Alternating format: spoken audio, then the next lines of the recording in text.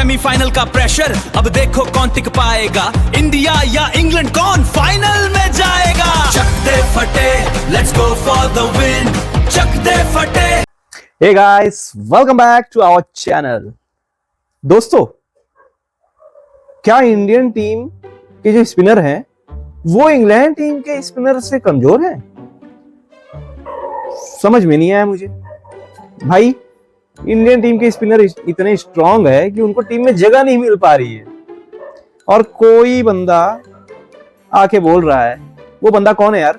मैं आपको फोटो दिखा रहा हूं, देख के बता दो कौन है, नाम नहीं लूंगा। तो वो बंदा ये है जो बोल रहा है कि नहीं भाई, इंग्लैंड के स्पिनर हमारे ज्यादा अच्छे हैं। तो भाई, ठेंगा ठेंगा ठेंगा ठेंगा। हाँ, ये कर लो पहले। सो गाइस, अब बात करते हैं मुद्दे की। दिल थाम लीजिए, क्योंकि 2026 का semifinal 2 India versus England, Wankhede stadium, pitch पूरी तरीके से तैयार है। दोनों टीमें जो हैं वो धमाल मचाने के लिए तैयार हैं। और भाई, दोनों टीमों का इतिहास भी यही बताता है कि धमाल तो होता ही है। 2007 याद कर लो, यूवी के 6 छक्के। उसके बाद बीच में थोड़ा बहुत ये था, लेकिन फिर 2022 में वो बुरा दिन आया, याद है? वो भी सेमीफाइनल ही था, 10 विकेट से हार। फिर 2024 का वो खुशी वाला पल आया जब हम 68 रन के अराउंड से जीते थे। तो भाई, जब भी इंग्लैंड और इंडिया भिड़ते हैं, बहुत तगड़ा मैच होता है, ये तो गारंटी है। सही पकड़े हैं। तो दोस्तों, एक तरफ है सूर्या दादा की टीम जो घर पर ट्रॉफी जीतने के लिए रेडी है। हिस्ट्री डिफीट करेंगे, हिस्ट्री रिपीट करेंगे और हिस्ट्री क्रिएट करेंगे। ये सब जो है वो पूरी तरीके से जो है वो तो मंच तैयार है, लेकिन सामने एक बाधा है हैरी ब्रूक की टीम का, जिसे न केवल तोड़ना होगा बल्कि जमीन में गाड़ कर आगे बढ़ना होगा। और फाइनल में भी जो भी टीम पहुंचेगी, जो आज हमें पता चली जाएगा, साउथ अफ्रीका या न्यूजीलैंड, उनको भी तोड़ना नहीं होगा। उनको जैसे हम लोग कागज फाड़ते हैं वैसे फाड़ना होगा, ऐसे 2-4 टुकड़े करके उड़ा के ऐसा ट्रॉफी लेके फिर बल्ले बल्ले करना होगा, समझे? जान दे देंगे इसके लिए। क्या बात कर रहे हो आप? तो दोस्तों, स्वागत है आपका इस मैच प्रीव्यू वीडियो में। भाई, क्या हो क्या रहा है? वही मुकाबला जो पिछले 3 सालों से मुझे ऐसा लग रहा है कि मैं एक्शन रिप्ले देखने वाला हूं। भाई, ये क्या है? ये मुकाबला है कि किस्मत है जो चिपक गया है? ये आईसीसी कर क्या रही है? मतलब आईसीसी के पास कोई स्क्रिप्ट नहीं बचा है क्या?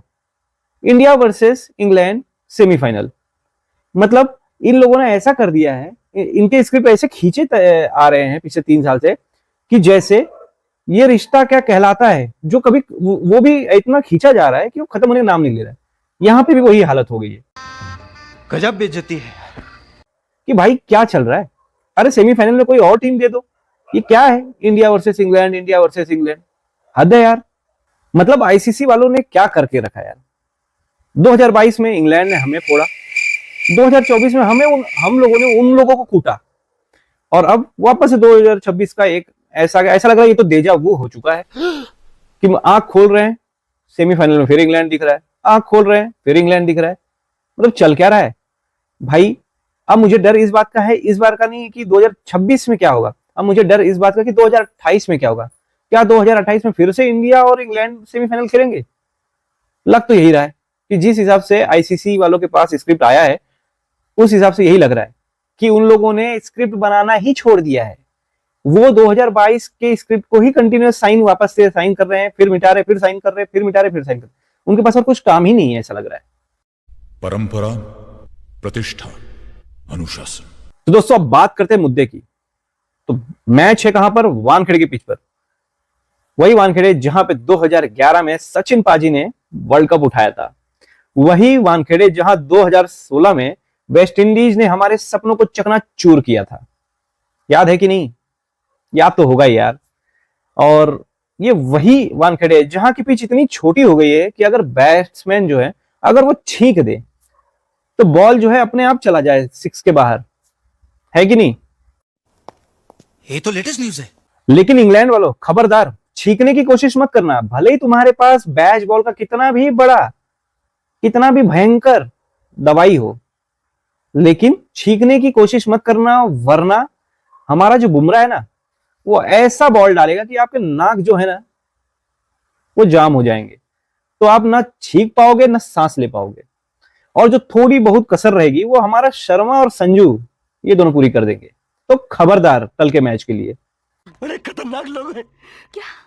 तो दोस्तों अब बात करते हैं गोरी मैम यानी इंग्लैंड की। भाई ग्रुप स्टेज में बहुत लड़खड़ाया, मतलब नेपाल, इटली, दुनिया भर के सामने लड़खड़ाए, वेस्ट इंडीज से हार भी गए, लेकिन धमाकेदार एंट्री और एग्जिट किए हैं सुपर 8 में, जहां पर सारे मैच जीते भाई, सारे मैच। वहीं दूसरी तरफ अगर इंडिया की बात करोगे तो इंडियन टीम ने ग्रुप स्टेज में धमाकेदार परफॉर्मेंस किया। हालांकि वहां भी हमें थोड़ा सा मुश्किल झेलना पड़ा था, नेदरलैंड हो या यूएसए हो, लेकिन फिर भी यार जीत होती। हम 4 वो मैच जीते थे और ग्रुप स्टेज में बस हम एक साउथ अफ्रीका से हार गए, लेकिन बाद के दोनों मैच एकदम धाकड़ तरीके से जीते हैं। संजू सैमसन का तो याद ही होगा यार, 97 रन, याद है कि नहीं? कि इतनी जल्दी भूल गए? मेमोरी शॉर्ट नहीं होनी चाहिए भाई, गजनी नहीं बनना है आपको, आइंस्टीन बनो, क्योंकि बॉल गिरते हुए आपको ग्रेविटी भी तो कैलकुलेट करना आना चाहिए। अरे कहना क्या चाहते हो? अरे रुको, बॉल गिरने से याद आया मुझे कि भाई हमारे टीम की कैचिंग एफिशिएंसी 71% है। मतलब मैं ऐसे क्यों बोला मालूम है? ये थोड़ा खराब है ना हमारा रिकॉर्ड, तो मैं सोचा थोड़ा सा धुंधला करके बोलूं। जिस तरीके से कुछ खराब चीजें होती है तो धुंधला कर देते हैं स्क्रीन को, उस तरीके से मैं अपने वॉइस को थोड़ा ब्लर कर दिया हूं ताकि थोड़ा सा हमारी इज्जत बच जाए। तो भाई 71% है, समझ रहे हो कि नहीं? तो भाई जैसा पिछले मैचेस में हमने इतने सारे कैच छोड़े हैं, इस मैच में मत छोड़ना, खासकर फिल सॉल्ट की। नहीं तो भाई वो सॉल्ट जो है ना हमारे जख्मों पे ऐसा सॉल्ट रगड़ेगा कि वो दिल में वो दर्द उठेगी। इसीलिए कैच जरूर पकड़ना भाई, स्पेशली ये शर्मा जी के लौंडे के लिए मैं बोल रहा हूं। बहुत कैच छोड़ रहा है ये, युवराज सिंह का चेला है लेकिन फिर भी इतना कैच छोड़ रहा है, ये एक्सेप्टेबल नहीं है ना, बिल्कुल भी नहीं। मगर क्यों? सो गाइस अब बात करते हैं पिच की। तो भाई मुंबई की पिच है, बैट्समैनों के लिए तो ये स्वर्ग है। पिछले ही मैच में 250 के अराउंड कुछ स्कोर बना था, याद है कि नहीं आपको? और इस मैच में भी वैसा ही हो सकता है भाई। लाल पिच है, 180-200 तो ऐसे ही बनते, मतलब अगर आप 100 की भी बैटिंग करोगे तो भी बन जाएंगे, क्योंकि पिच भी अच्छी है, ग्राउंड भी छोटी है। तो दोनों का कॉम्बिनेशन जो है वो 200 से 250 के लिए परफेक्ट है। अच्छा, हमको सिखा रिया है। अब बात करेंगे टॉस की। भाई मेरे हिसाब से देखो, मुंबई है, बाजू में ही अरब सागर है, ओस की बात तो होगी, और जब ओस है तो मेरा मानना यही है कि भाई जो भी टीम टॉस जीतेगी वो बॉलिंग ही करेगी पहले, बैटिंग तो बाद में आके करना पसंद करेगी। और करना भी चाहिए भाई प्लानिंग, अगर एक बड़ी मैच है तो प्लानिंग अगर कर रहे हो तो पूरी तरीके से फुल प्रूफ होनी चाहिए, वरना भाई रेनकोट पहनकर नहाने का कोई मतलब नहीं है। भाई साहब कुछ ज्यादा नहीं हो गया ये? मतलब कुछ भी। अब दोस्तों एक चीज और बता दूं कि भाई ये पिच ऐसी है कि शुरू में फास्ट बॉलरों के लिए मददगार साबित होती है, लेकिन जैसे जैसे धीरे धीरे मैच होता है ये थोड़ा सा स्पिन को भी मदद करती है। तो भाई इस तरफ अगर वरुण और अक्षर हैं तो उस तरफ भी कम नहीं है, उस तरफ भी आदिल रशीद है, डॉसन है, और आजकल तो भाई 4 मैन ऑफ द मैच वाला विल जैक्स भी कमाल कर रहा है, और ऊपर से वो खुद मुंबई इंडियंस का प्लेयर है। तो भाई स्पिन के भी दोनों तरफ धाकड़ स्पिन है, धाकड़ प्लेयर है। तो भाई कमजोरी तो आसपास भी कहीं नहीं भटकते हुए दोनों की टीमों में मुझे नजर आ रही है। ये बड़ी अच्छी बात कही आप। अब बात करते हैं दोनों टीमों के सेमीफाइनल मैचेस की जो आज तक हुआ है। तो भाई ये तीसरा मौका है। इसके पहले 2022 में भिड़े तो हम बुरी तरीके से पीटे थे, फिर 2024 में हमने बुरी तरीके से उनको कूटा था, अब आया है 2026। और ओवरऑल अगर बात करें तो भाई अब तक 5 मैचेस हुए हैं इंग्लैंड और इंडिया में, जिसमें हमने 3 मैचेस में जीता है और वो 2 मैचेस जीते हैं। और पहला मैच तो भाई 2007 में याद ही है, यूवी पाजी का छक्का, वो भी 6, ब्रॉड का रोना, वो भी 6 बार। तो भाई पलड़ा अभी तो इंडिया का ही भारी है, और कल के मैच में भी इंडिया का ही भारी रहेगा। आप लोग हल्के में रहो, टेंशन मत लो। हम मालूम है तेरे बाप को मत सिखा। दोस्तों और एक बात बताऊं, 2017 से टीम इंडिया वानखेड़े में अभी तक T20 मैच हारी नहीं है। 2016 में वर्ल्ड कप में हम सेमीफाइनल में ही हारे थे, लेकिन भाई उसके बाद हमने बहुत कवर किया है। तो हमारा जो रिकॉर्ड है वो वानखेड़े में शानदार है। और भाई खुश होने वाली ये भी बात है कि इंग्लैंड के अगेंस्ट ही 135 का स्कोर बनाया था हमारे शर्मा जी के लौंडे ने, ताबड़तोड़ भी। तो मुझे लग रहा है कि अगर भाई दिन कल रहा तो शर्मा जी का लौंडा फिर से इंग्लैंड में कोहराम मचा सकता है। किस किस को लगता है कि कल शर्मा जी का लौंडा कोहराम मचाने वाला है, जल्दी से कमेंट करो। अब बात करते हैं की प्लेयर्स की। तो भाई शर्मा जी भले ही फॉर्म में ना हो, लेकिन भाई मुंबई की पिच उनके लिए थोड़ा सा जो है ना लक लेके आती है। तो यहाँ पे मैं शर्मा जी को एक बड़ा प्लेयर, बड़ी अपॉर्चुनिटी मानता हूं। दूसरे हमारे संजू भाई हैं, भाई वो भी फॉर्म में लौट आए हैं और अच्छा खेल रहे हैं, थोड़ा सूझबूझ वाली कोहली वाली पारी खेल रहे हैं, तो एक बड़ा नाम वो है। तीसरा हमारे बुमराह पाजी भाई, तो बुमराह पाजी को तो कोई भी पीछो, मैं उनको रखूंगा ही रखूंगा, और मुझे लगता है आप लोग भी रखोगे।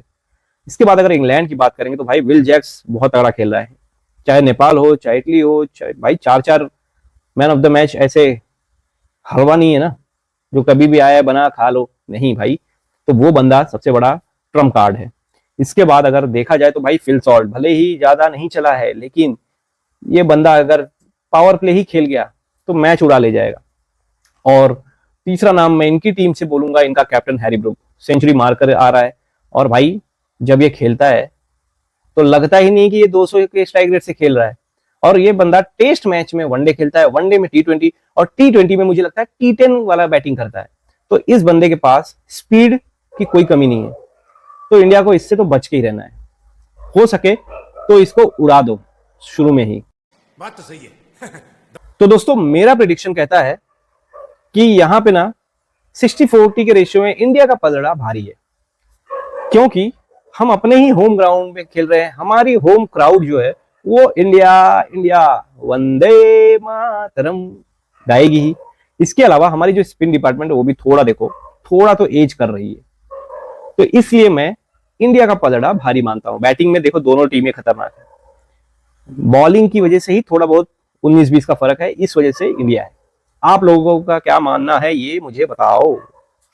तो दोस्तों क्या लगता है, क्या कल बुमराह गिल्लियां उड़ाएगा या फिर इंग्लैंड वाले हमें बेसबॉल का पार्ट पढ़ाएंगे? इसके अलावा कौन सा प्लेयर है जो आपको लगता है मैन ऑफ द मैच बनेगा?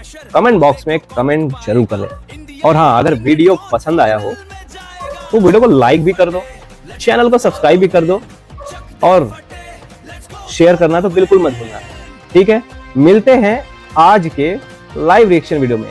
तब तक के लिए Jai Hind, take care, bye bye,